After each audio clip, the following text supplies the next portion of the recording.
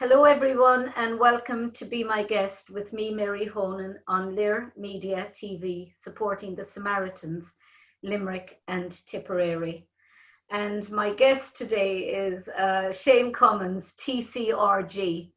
And for anyone who doesn't know what that is, he's a teacher, an Irish dancing teacher with An Comisiún Laorainne Gaeilge, which is the organisation I belong to as well. But Shane has been keeping us going throughout lockdown with his sketches, comedy sketches.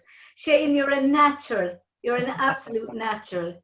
I don't know about that, Mary. How did you to Derek and Leonard, dear. I've got a lot of gay fans. I beg pardon? I said I've got a lot of gay fans. Have you? What exactly has that got to do with the price of mauve eggs, dear? Well, you and Leonard, What on earth are you insinuating? Gay fans? Me and Leonard? How very dare you? I'm sorry, I didn't mean to offend you. I'll just sign the book, Ginger. I just assumed that you were... Gay, dear, oh dear, me dear, no dear. Just because a man is partial to an evening musical theatre and doesn't shy away from a chest wax, you assume he likes his shopping dropped off round the back?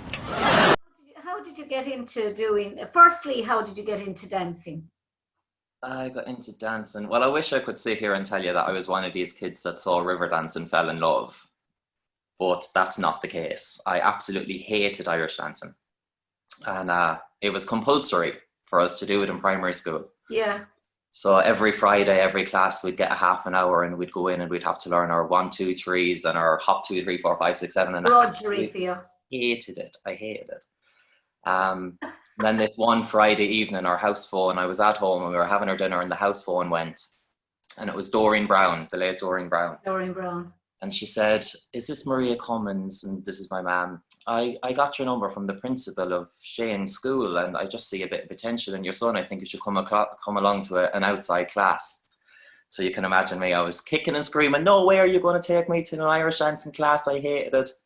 Sure enough, the next week I was dragged down to the class by the ears. Are you an only child, Shane? No, I have an older sister. Yeah, I'm the only one that ever danced. Nobody in my family ever danced before. Isn't that amazing? Your sister didn't dance. So along I was dragged to the class by the ears, and I think it was when I saw Doreen had some older dancers, and when I got to see them dance, Bernadette Flynn, of course, was one of them, and she was like a swan.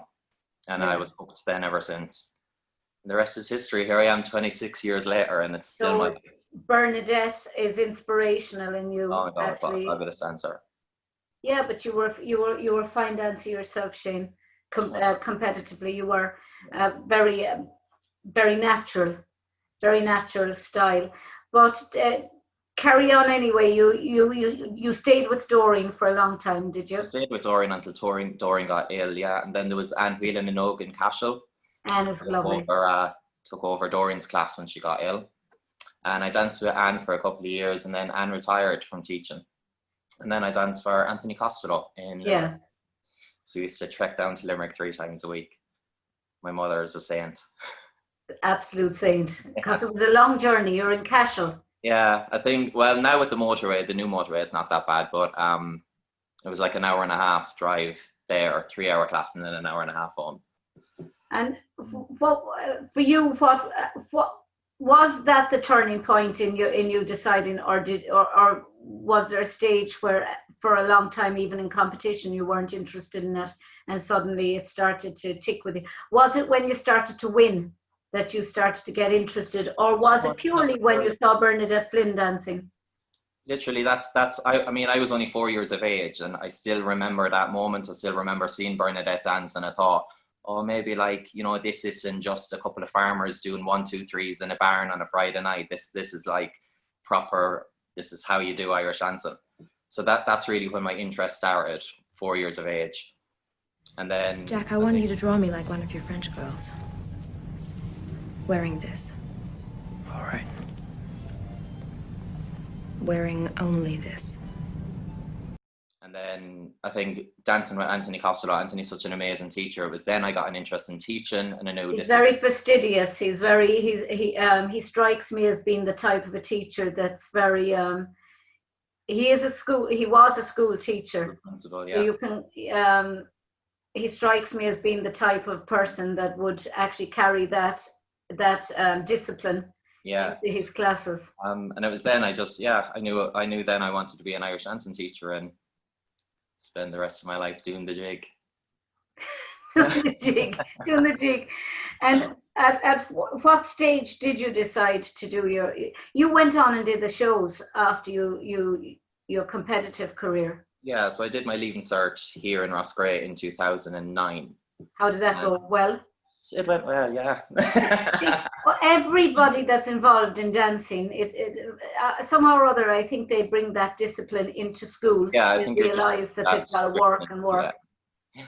I don't know anybody that I could honestly say has ever said that that dancing didn't help them to just train their in all aspects of life. Yeah, you learn so much more than how to dance. Yeah. So I did my Leaving Cert in 2009, and I joined Richard Griffin's show Dance Masters. Isn't he amazing? Dance Masters and Gale Force. Richard, another fantastic teacher, great choreographer.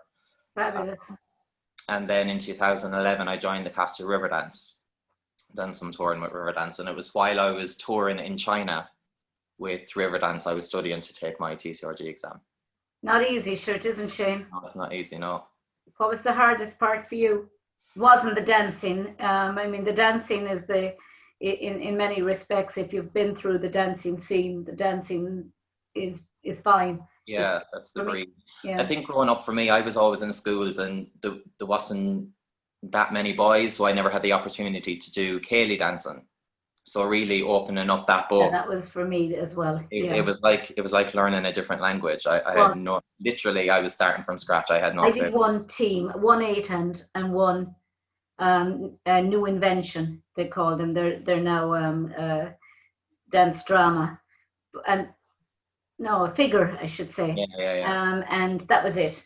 So that was my experience, as a physical experience of doing teams. I think I might have done it 4-hand, but it was mostly solo. So it's harder for, I think, solo dancers to really just opening the book and starting from scratch. Learn it all and learn it in that language. Yeah. Right hand to opposite lady, advance and retire. You're bringing back some horrible memories. Did you dispose of the book when you were finished? It was gone. Really? John Honan said that the other day to me. He said in South Africa they did the exams and they found that everyone got in the 90s in their books, and everyone just got rid of their books afterwards, and they couldn't remember any of the dances because they'd learned off word for word. Yeah. But I still remember the dances, and I held on to my book. I still have my book. Still have it. Yeah, Jesus, I don't think I'll ever get rid of it because it's a constant reminder of the torture. Yeah, what you went through. I don't ever want to special forget. skills. Oh, yes. I do. I do voices. What do you mean you do voices? Well, I do voices. Yes! We've come to this planet looking for intelligent life. Oops, we made a mistake. Oh, happy to be in America. Don't ask for a green card. I want you in the worst way. Well, it's certainly a rough meeting, and it's not going very well for me, I'll tell you that. Hey, boss, give it a chance. She's going to loosen up any moment. Look at me right now, Moneypenny. I want to undo that bow and get to know you. I'm crazy to make a deal with you. Nancy and I are still looking for the other half of my head. Idiot! You're doing it. I'm sitting on a gold mine. Don't make me smack you, sweetheart. I'll do it. Figaro. I do a great impression of a hot dog. Mr. Hillard, do you consider yourself humorous? I used to. There was a time when I found myself funny. But today, you have proven me wrong. I don't ever want to forget that torture. Oh, somehow or another, I don't think we ever will. I can still actually, I was only looking today that I had a little deck table that an old woman gave me. It was a card table that you open out, and it's very lightweight, and that used to be at the side of my bed. I had a single bed, and that was at the side of the bed, and I'd just get out of bed and sit behind the desk and study, which is kind of caged away. Yeah. And I still have that desk. Exam, you do have to commit yourself to it. If you're doing that exam and you're hoping to pass, you do have to commit to it and give it your all. What advice would you have for anyone doing it? I think just like that, you have to go. I mean, if you apply for the exam and you're going to take the exam and you're given it 50%, you're only going to get 50% out of it. I made that exam my life for I don't know how many months before. Yeah. Every single day I was studying, and that's what you have to do. I was going into the exam and I was hoping this is going to be my career. I do want to be an Irish dancing teacher. I know what I want to get out of it, so I know what I have to put into it. So I think. Did you get it the first time? I got the first time in Limerick. Me too, with teachers, and it was such a relief. Oh, it is an amazing feeling. How did you find out about it? Did you have to ring up? I know we all got emails. Yeah. When I did it, I rang up and gave my number. You could do that apparently, and they called. Yeah. They gave my answer over the phone, and I was shouting. I didn't, and my mother was in the hall saying, "You can do it again. You can." I was like, "No, I can't." Oh yeah. You know, but it was just such a stressful time, and nobody, unless they've gone through it, understands just how difficult it is. Yeah. I mean, I have friends that are doctors and friends that are school teachers, and they say the Irish dancing exam is one of the hardest exams they've ever done. It is. It is a memory test. You just have to give it 100%. And it's the physical side of it. It's the Irish. You'd have been okay with the Irish, would you? Yeah. Oh, Shane, I did the Irish, and oh Lord, when I think of it, even for the AD, Orla typed out 4 pages of my life story, and all the man said to me was, "Hello, how are you?" And off I went. And I said, I'll stay calm, I'll take a break now. And I took a break, and I saw his mouth open to ask a question. And I continued. And I could see him looking at his watch. And then he I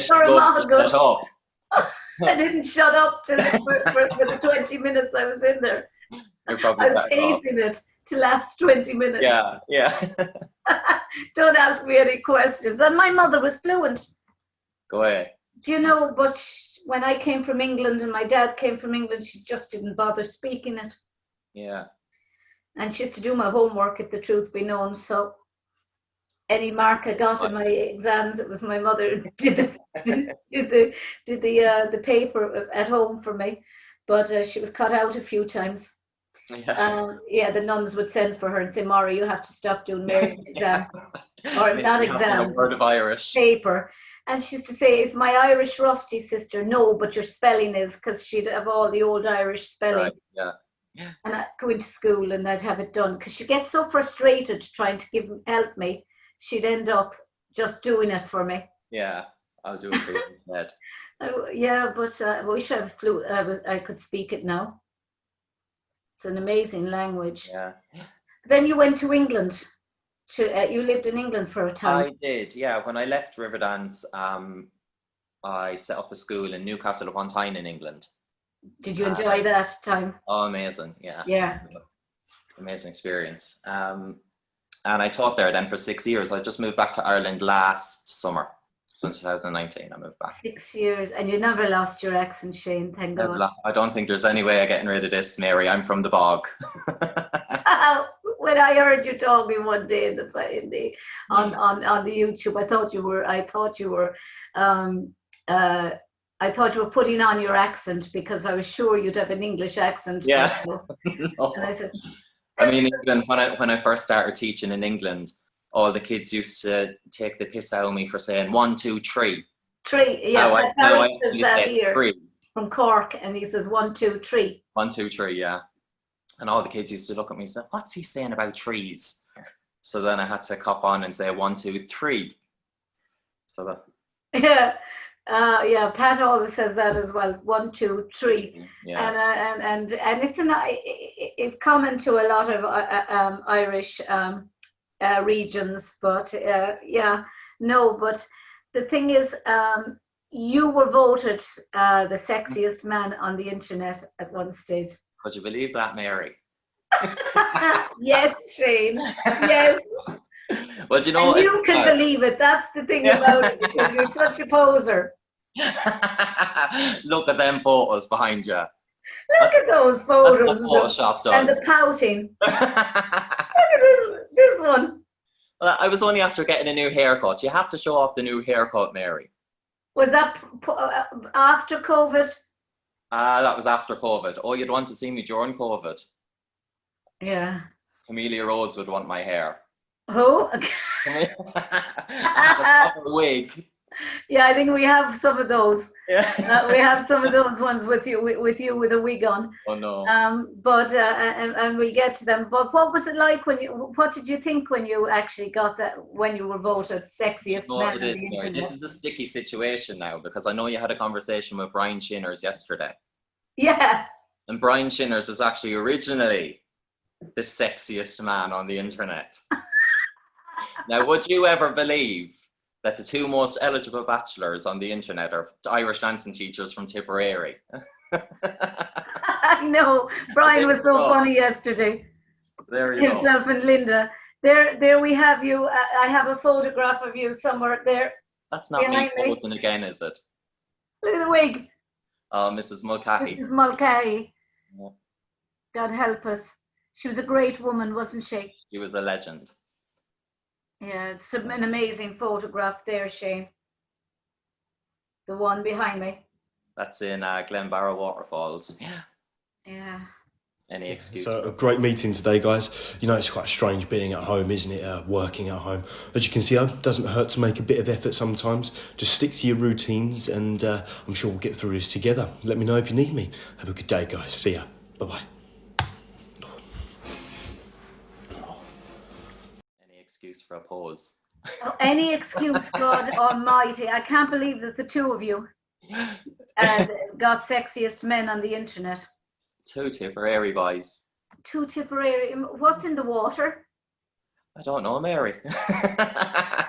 Now, for me to get it in 2020, I'd say everyone voting for me had the coronavirus, because they've all lost their taste. Mary, where have you got these photos? Oh my God, am I actually on the internet sitting on the toilet? Yeah, but you look so cute, Shane. That was after my first Irish dancing class. Was it? Oh my God. And your 30, which hand? I am, Your 30th birthday. I turned 30 in May. Or 30. That's you in the middle there with your mum. Oh God, my hand. Where are we? That's me and my mum, yeah.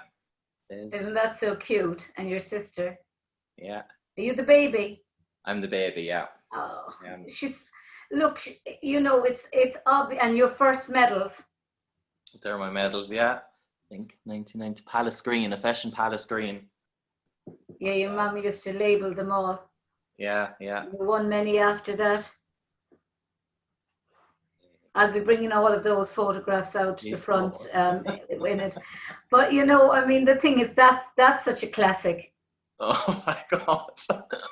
That had to be involved. And the Tipperary hat. I think I should have blocked you on Facebook before this interview.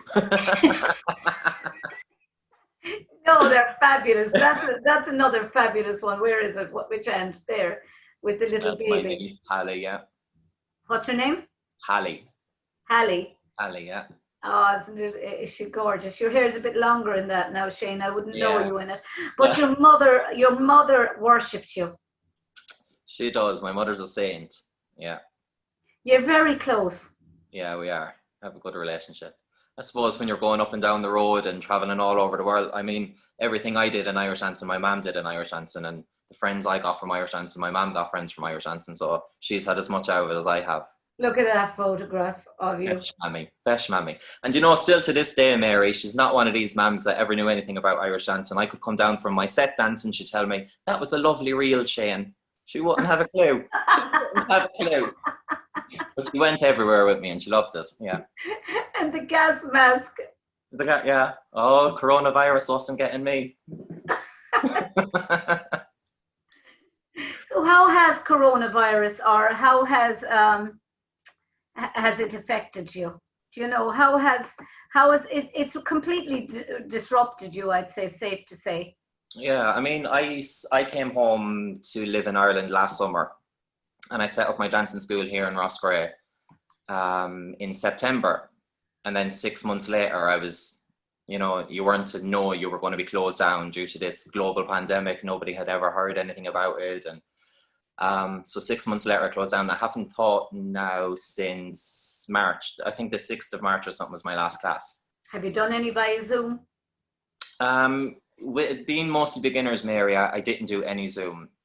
I think it's hard enough to keep their attention while they're in your class with you. And I think if you were doing it online, you'd be at a thing called nothing. But I think it just shows the Irish dancing community. I think the kids and the teachers that were successful with Zoom and, they were able to keep things going over the summer, I think all them dancers are a credit to their teachers and their parents. Absolutely. Amazing what it is impossible to teach a beginner's class via Zoom. Yeah. Hard to keep their focus in a class when you're in front of them. Yeah. Especially 4-year-olds. Yeah. Oh no, it's impossible. Well, hopefully one day soon we'll get back to it and we'll go headstrong then, 100%. But meanwhile, you have started entertaining with all these. How did that come about, Shane? Because it's actually genius. I mean, I'm involved in drama as well, in the sense and mime. I did the Victoria College of Music and mime and speech exam in London, the association exam, and so I mean I'm looking at you, and you are just incredible mimic, incredible at mime. It's a natural talent, Shane. I don't know what I think. Was it Carol Scanlon or someone you were having a conversation with, and she was saying you have all these friends in Irish dancing, and that is true. I do feel like I have a lot of friends in Irish dancing, but I think when you really get down to it, when you leave the feis, do they actually know the type of person that you are? And that, when you take off your professional hat and you're not wearing your blazer and you're not running around from recall to big hall, and do they actually know who you are as an actual person? And I am, Mary, an absolute idiot. But a sexy idiot, according to the internet. Yeah. Might put that on my bio. Brian, I called Brian yesterday. The interview isn't edited yet. Well, there's nothing to be edited but to put the pictures in. Yeah. And I called. I said, I want to introduce you all to Linda Ball Hoban and Brian Hoban. And, and I just want to let everybody know that my Brian hasn't grown a beard and lost a few years. Just rolls off the tongue. I just said Brian Hoban. Hoban. I said there's too many Brians in your life, Linda. Yeah. Her two main men. Yeah, her two main men, Brian. But so you were telling me how you got into it. Yeah, I think as well, I live here with my dad at home, and my dad suffers from MS and COPD. So I think when all this coronavirus came, we were just being cautious, and I was actually in lockdown about 3 weeks before Ireland went into national lockdown. So I think when everyone else was just getting used to the whole, okay, we're in lockdown, we can't leave the house, I was 3 weeks into it, and I was like, boredom is really starting to hit now. So I can either sit on my arse and do absolutely nothing, or I can put a wig on and make an absolute idiot out of myself and maybe give someone a laugh. And that's what I decided to do. Where are you amassing all the costumes? And no, I didn't. This is the worrying part. I would like, as somebody who loves fashion, I'm after turning my back bedroom now into a walk-in wardrobe, and I'm saying to myself, I would give anything to just rummage around for an hour in Shane Cummins. Yeah.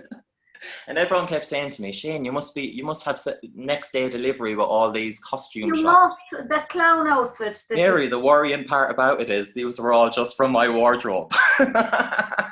Look, where did you get the clown outfit? That was actually my sister's, so I will say that was hers.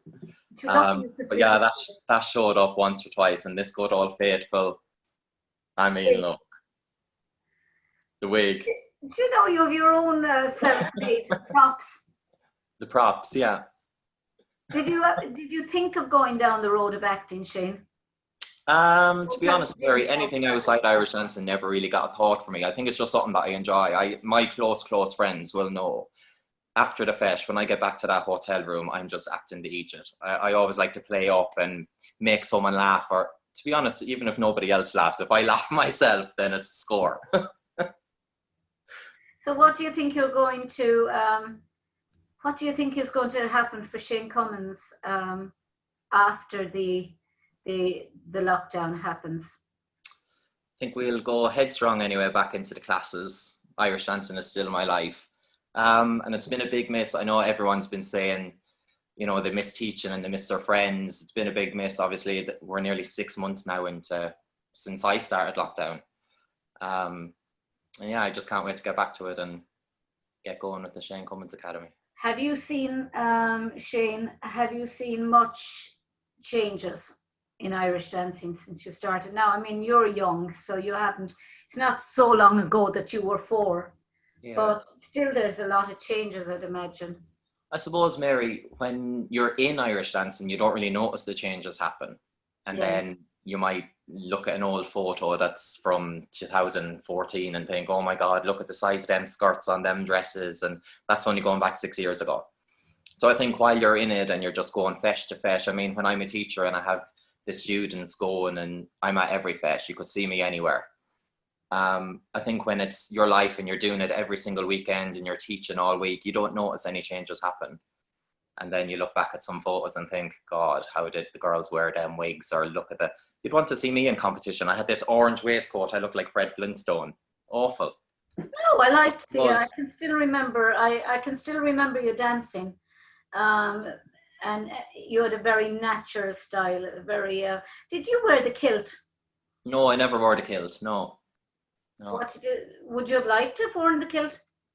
I don't think so, Mary. I think now, I still think, like you say yourself, with Danny Doherty wearing the teams and all that, I do like that part of it. But I just think when I came in, I was kind of the Riverdance generation, I suppose, if you like, and the boys just naturally wore trousers, so it was all I ever knew. Yeah. I think the trousers just seemed right for me. Yeah, I mean, I find that in some cases, as I said to a few people, I find that the kilt looks great on the teams. Yeah, I do like it on teams. I grew up with the kilt, you see. All my cousins danced, Brendan and Adrian, they danced. They were a lot older than me, and they always wore the kilts, and I never knew what it was for them to dance in the trousers. Yeah. So I suppose it's what you grow up in, and I like the trousers now. But I also like to look at the likes of John Kerry's teams. They wear the kilts. They wear the kilts, yeah, they do, yeah. And it looks smart in a kilt, I think, for the teams. It looks great for the teams. So do the trousers. But I think what I'm trying to say is that when you look at the kilts on the men dancing in the teams, it brings you back. It brings me back anyway to when I was 10, 5, 6, 10. You know, that kind of an age group. And you almost you could lose yourself. You could forget that you're actually not in that era anymore. Yeah. It's a nice kind of a nostalgic. What do you think of the Void boards? I don't understand how the Void boards still exist. What are they there for? They don't serve any purpose. They cause harm to people's mental health, people's confidence. Why are they still there? How are there still people that visit them? Why? How does the moderator still run them? What are they there for? What is their purpose? I don't know. And I don't know how they're allowed. I don't know how anyone is allowed on without actually typing in their name. Yeah, exactly. Or their ID, or some. Nobody should be allowed to destroy somebody's career, to destroy their lives. I mean, there's children and everything abused on that verbally. Yeah, it's disgusting. I mean, you know, I don't, as I say, I used to go on it years ago to put, when I was Munster rep or Munster, what would you call it, Munster Fesh registrar. Yeah. And I used to think that it was a good idea to put people's syllabus up there, you know, just to let people know their Fesh is coming up. Well, originally that was what the Void boards were supposed to be used for. They were supposed to be information about upcoming feshes and that. But then I started to look at a few of the posts and I thought, I don't like this. No. I think this is appalling. And I don't understand how the moderator can be anonymous. Anonymous. Yeah. Hello, you're all full of festive fun, aren't you? Hello, we've not met, I'm Ali. Oh, hi, I'm Susan. I'm in a really silly mood. Hello, Susan, so am I.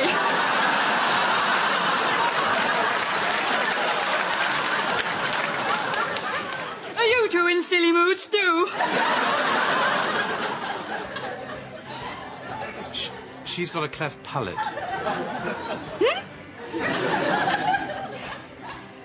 Yeah, God, yeah, no, yeah, I mean, right, I mean, I've got a, you know, that's, I didn't mean, pardon? So,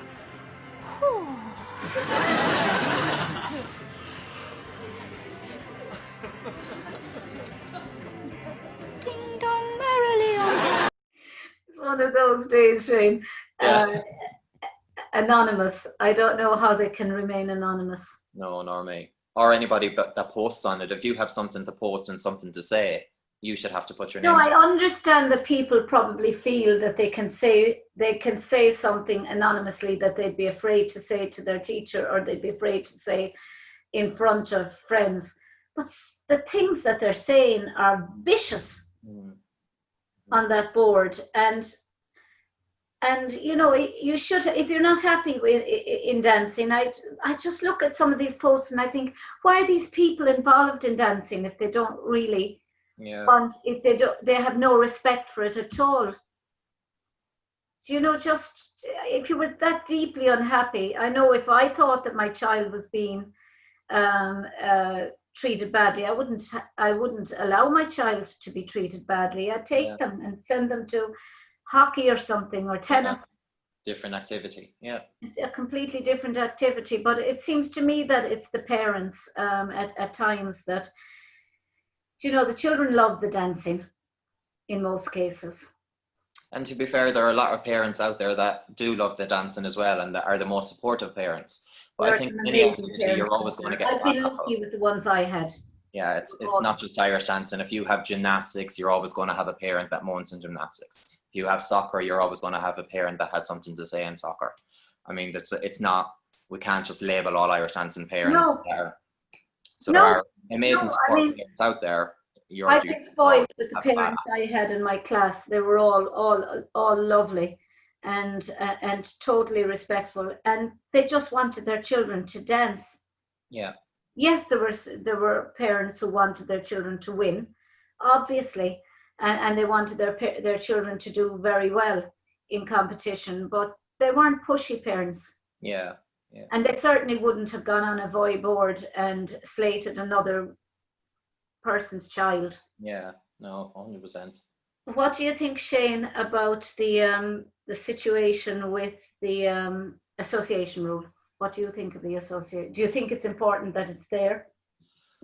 I think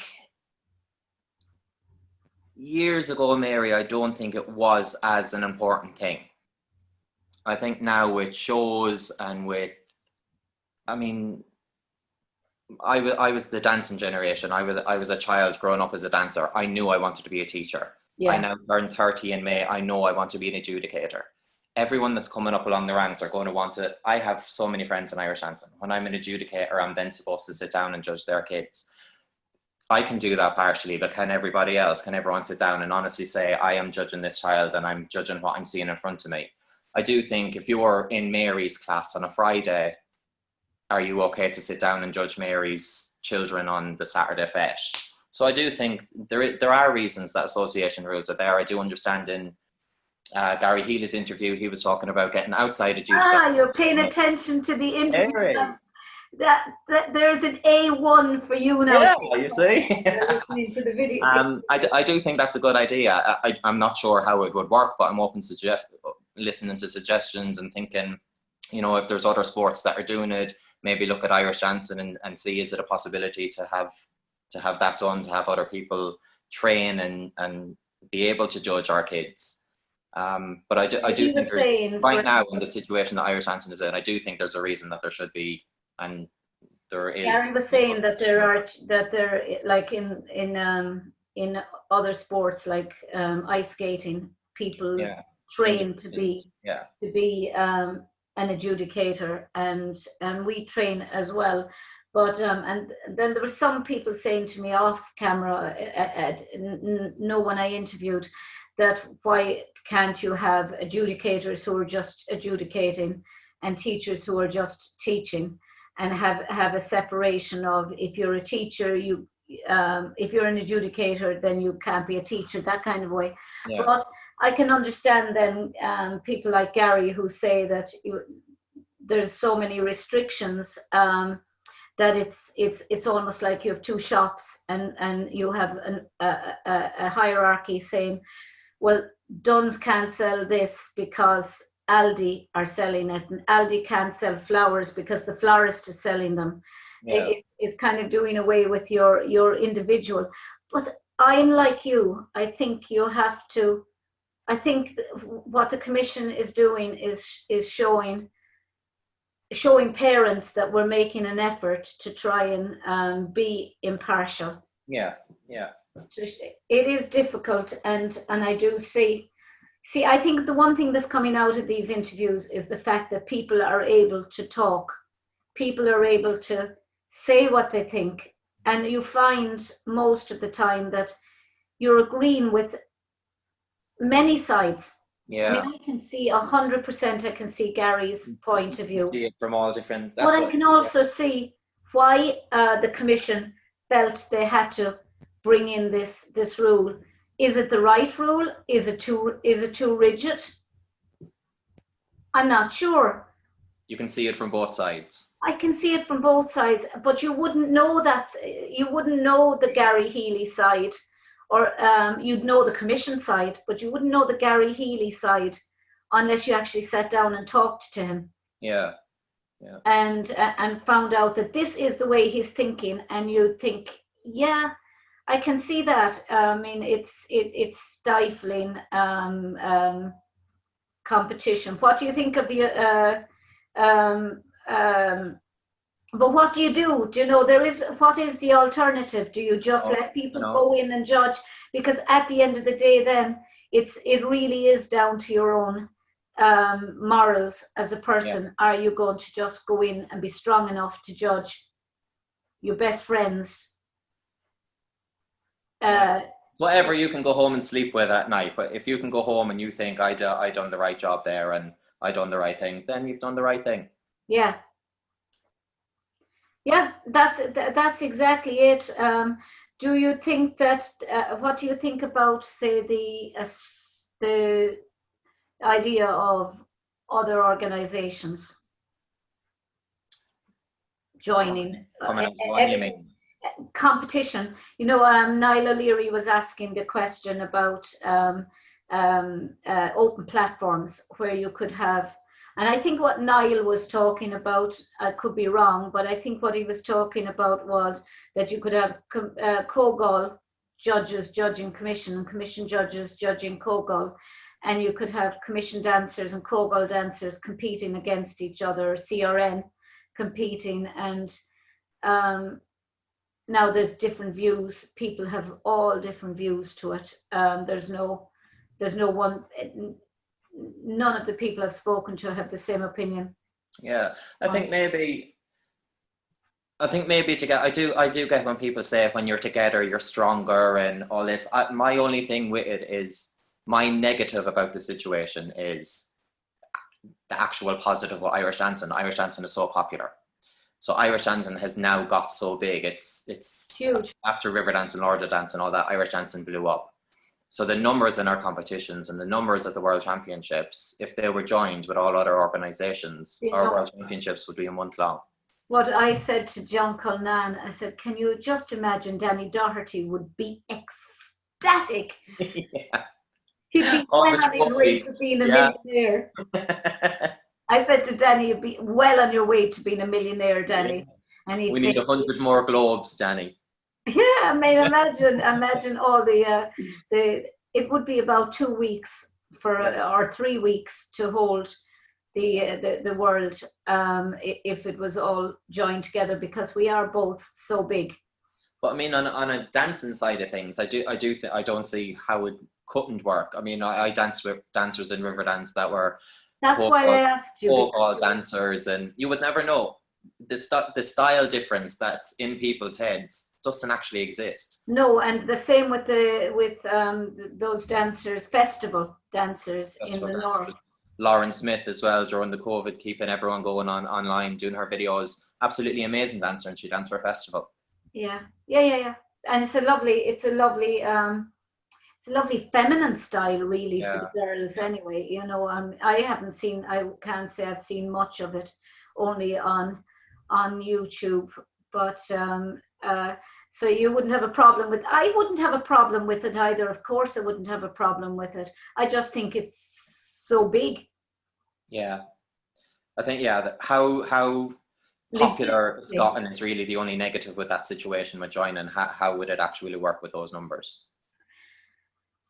Another question that was kind of came up, I suppose, Shane, was the idea that of a teachers' convention, an annual or a biannual, where you could have all the Irish teachers having a conference, say, especially with Zoom now, and then maybe all the North Americans and the Canadians having theirs, and an Australian where people could give their views. What would you think of that idea? I think it sounds fabulous. Doesn't I mean, it? like you just said, during the COVID, we've all, even with your videos, Mary, we've all had the opportunity to talk and have our voice heard. But I also find with your videos, we've also had the opportunity to listen. And I think with a convention or whatever you're saying like that, you don't have to go there and you don't have to be the voice that's heard. But even going there and hearing other people's opinions, taking on other people's ideas, I would have never thought about an independent adjudicator for Irish dancing if I didn't watch your interview with Gary Healy. I mean, going to something like that and listening to other people's point of views and ideas, and I think that's amazing. It is, because you become trapped in your own views for so long, and you're rigid. You become almost sometimes, I suppose, rigid, and you don't see, and then we don't see each other in a different light. We just see each other as dancing teachers, and we don't see each other as autonomous beings who have thoughts beyond Irish dancing. And then when you sit down, as I say, and you talk to people like Terry and Philip and Jan Curry Henderson, who I interviewed from Australia, she was amazing, and Annie McBride, and you hear all these views, John Culnan, and you hear all their different views of the same topics. Yeah.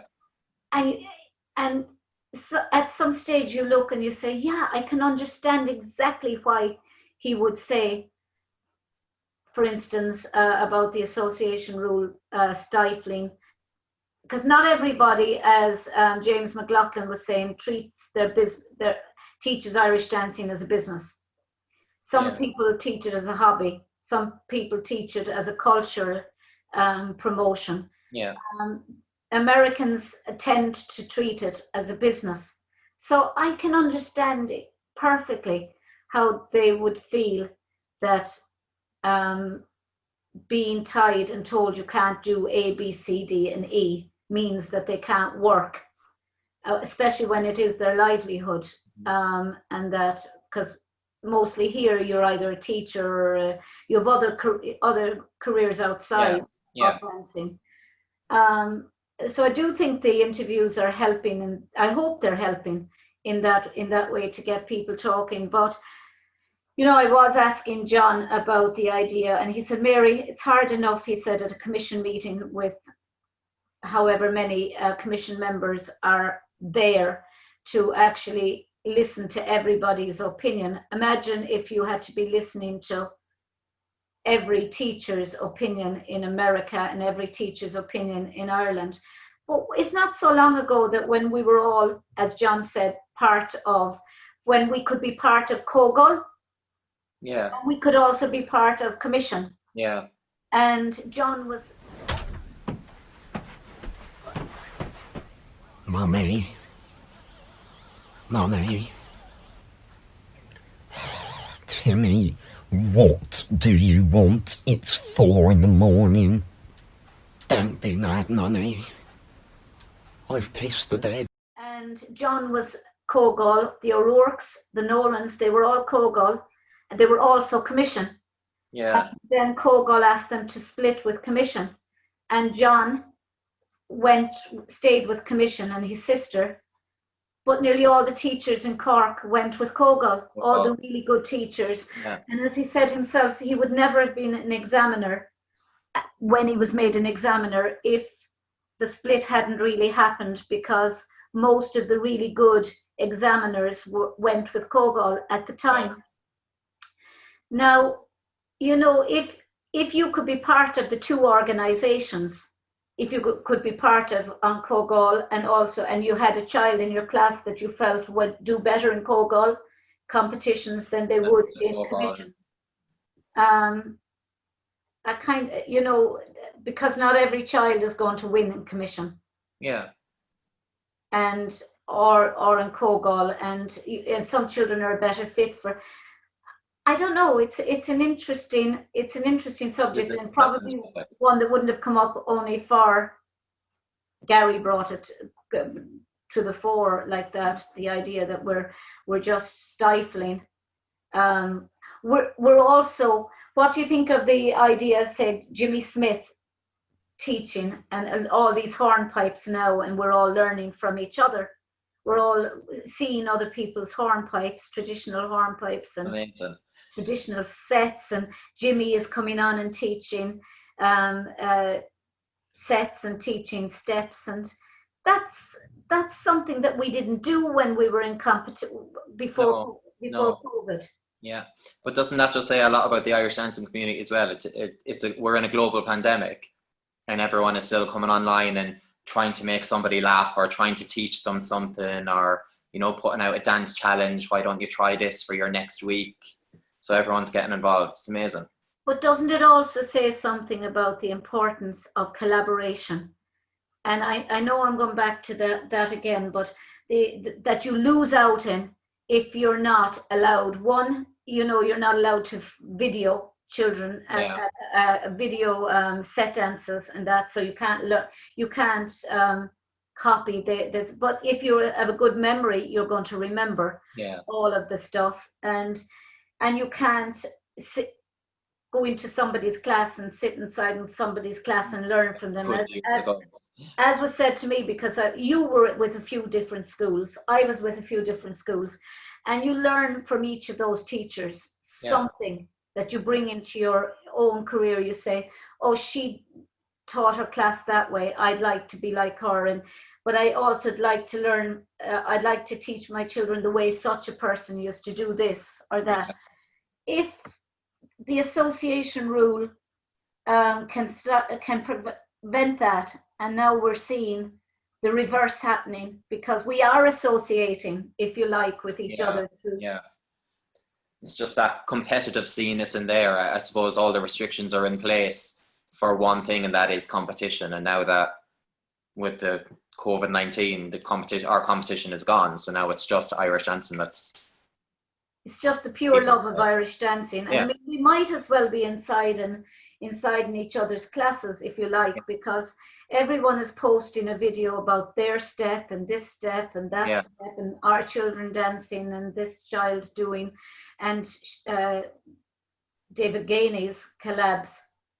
Did you ever want to do a collaboration with Gardner Brothers? What fantastic dancers! Gardner Brothers, aren't they amazing? Amazing. Did you ever think of doing a collaboration with them? Mary, I'm 30 now. I'd probably. Come on, Shane. Michael Smith. Did you see Michael Smith dancing the other day? I did, actually. Isn't it amazing? Yeah. Still got it. He still got it. I was at Maura Clerkin was on with me, and Maura Clerkin is spectacular, and she's still dancing, and she's fitter than anybody, but she's doing yoga. Yeah. No better woman. So, I think yoga seems to be the thing. I thought that during this I'd actually go into the kitchen someday and start doing the right leg of a step, 8 bars, and just see how long I could do 8 bars over and over again, and just work on my building up my stamina again. Because I think back on when I was in Bunratty, and I think, how did I ever do 76 shows in 9 days? And do 2 shows a night, 7 nights a week. And now I wouldn't be able to do the right leg of it. I wouldn't be able to do 8 bars without. I'm sure you would. Needing your gas mask. Yeah. You can have a loan. What? You can have a loan of it. I might need it after 8 bars. But I just thought that maybe I could actually. But this is what's coming out of these. You're looking at people, and you're looking at Michael Smith, and you're saying to yourself, Jesus, I've got to actually do 8 bars and then work my way up to 16. Yeah. Build up that stamina. Is that your grandmother? That's my grandmother, yeah. That's my mum's mum. She's still alive? She's still alive. She suffers with Alzheimer's. Oh, God love her. Yeah. Is she in a home? She's in a home, yeah. She actually worked in the home all her life, and now she's in the home herself. That was last Christmas. We brought her home for Christmas Day. God help us. Isn't it? It's an awful disease. Yeah, awful. I actually have 2 grandparents still living. It's my mum's mum and my dad's mum, and both of them suffer with Alzheimer's. Yeah. It's just awful, and it's not awful for the person, I don't think. Oh, yeah, it's just hard to watch it that way. Yeah. But you're looking at them going from you for a long time before they're gone. Do you know? And it's just sad. But your mum is very like her, and you're very like your mum. Yeah, everyone says that. I'm a man with a beard. You haven't a beard in that. No, I'm fresh faced there. I saw one of your videos with a friend of yours. I don't know what her name is, and she had the beard and you didn't, in whatever you put on. Really? Filter. Oh, I'd say it was Danielle Arthurs from London. Yeah, it was. You were in a hotel room and you had the filter on, and she had the beard and you hadn't. Always up for a laugh. Huh? Always up for a laugh. But you know, these are the things that people are going to remember long after competition, Shane. They're not going to remember what Shane was like as a dancer, what he was like as a teacher, what he was like as a colleague or in Riverdance with. But they will remember what you were as a person and how you made them laugh through COVID. Oh, that's lovely. No, but they will, Shane. Yeah. And I mean, people will look back and say, Jesus, I thought Shane was really just a shy little boy. Shy. I thought you were shy, Shane. I am, Mary. Oh yeah, but willing like my mother had a saying, shy but willing like an ass. Yeah, that's it. 8 thistles. Well, Shane Cummins, you were fabulous. And you. But before you go, tell me about what was your favorite sketch that you've done? Oh God, that's a difficult one. I don't know, to be honest, Harry. They all, and you know what it is, everyone was writing into me saying, oh, this one made me laugh so much. I genuinely, you might think I sound stupid, but I was wetting myself making them. I just had a howl making them. It was just, now I mean, come on. The wig. The wig is just so you, Shane. No, I did. I had a good time, and uploading them and making someone laugh, sure, that was... Do you know my favourite one, I have to say? I've put it on a few times now, and especially since my ceiling came in. Oh, and I wasn't dancing in the kitchen. I just want to you didn't come down through the ceiling. I know I need to lose weight, but not badly. I didn't come through the ceiling. But no, but the one where you who sir, me sir, gay sir. No, yeah. I don't think that is just Catherine Tate. It's Just so, and do you know, Shane, I didn't see the original of those sketches. Yeah, yeah. I came to those seeing Shane Cummins doing them, and I'm sure many more did. Certainly the Americans would not have seen Catherine Tate doing it. Yeah. So it's, it's just me acting the idiot. Huh? Just me acting the idiot. Yeah, but what do? You just do one role in one suit, and then you go away and you put on another outfit. The video could be a minute long, and I'm after changing my outfit 50 times for that 1 minute. I'm mad in the head. Then my dad is looking through the sitting room window like, oh, we've lost Shane, he's gone nuts. And when your mother came out with the sandwich and the cup in the bedroom window. Yeah. I have a load of them picked out anyway. I spent about an hour and a half last night MP4ing your shows from Facebook, converting them to MP4s to put them into this. It's just brilliant. Michael Dillon is fantastic as well. Michael Dillon's page has amazing.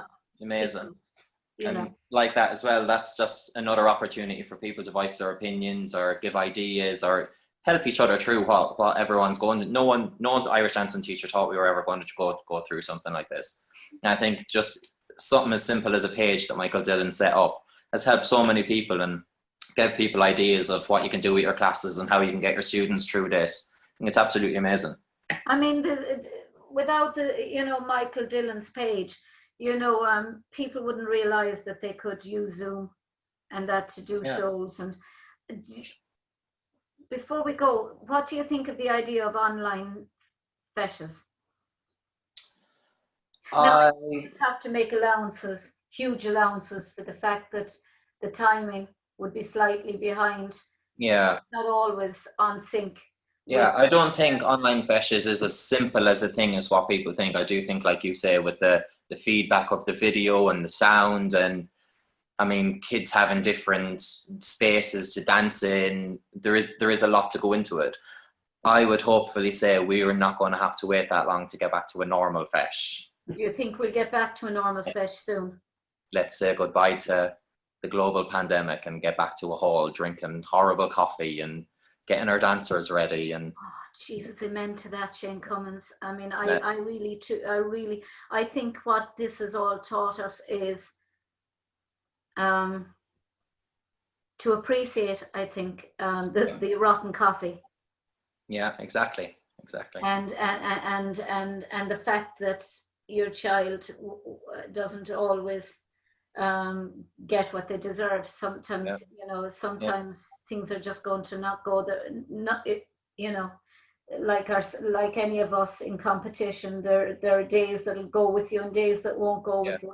But I don't tell my students there'll always be another fesh. Yeah. And now we're just waiting for that other fesh. We need to I don't think people will take it as serious. I think people will go back to what they normally were. In the sense of we'll forget that we went through this.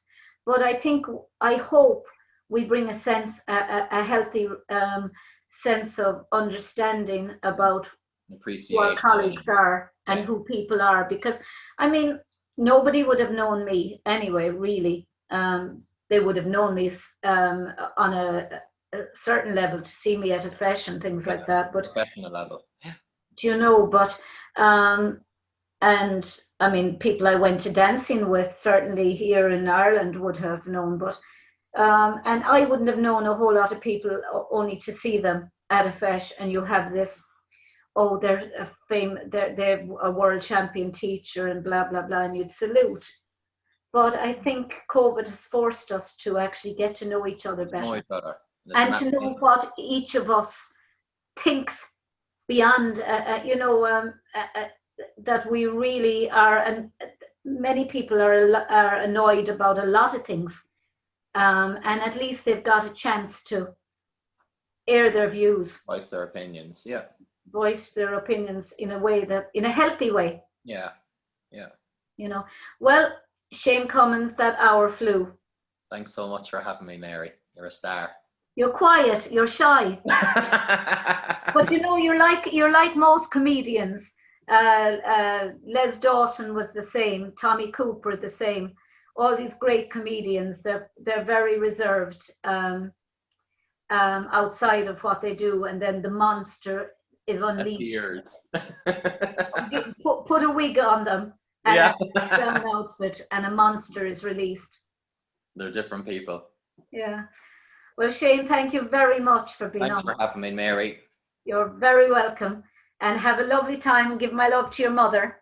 I will do. Hopefully we'll see you soon. Please God. We'll have a rotten coffee. Yeah. Bye. The surgery is starting a new gay men's health clinic on the first Monday of every month. I don't know if that's something that would interest you. I beg pardon? It's a new health clinic on Mondays. Yes, I heard that bit. For gay men. I beg your pardon. How very dare you? I've never been so insulted. Derek, everything said here is completely confidential. What on earth are you insinuating? I'm sorry, Derek. I didn't mean to speak out of turn. I just always assumed you were gay. Gay do? Who do? Me do? No do. Just because I live with my mother and haven't found the right girl yet, you assume I take it up the arse. How very dare you?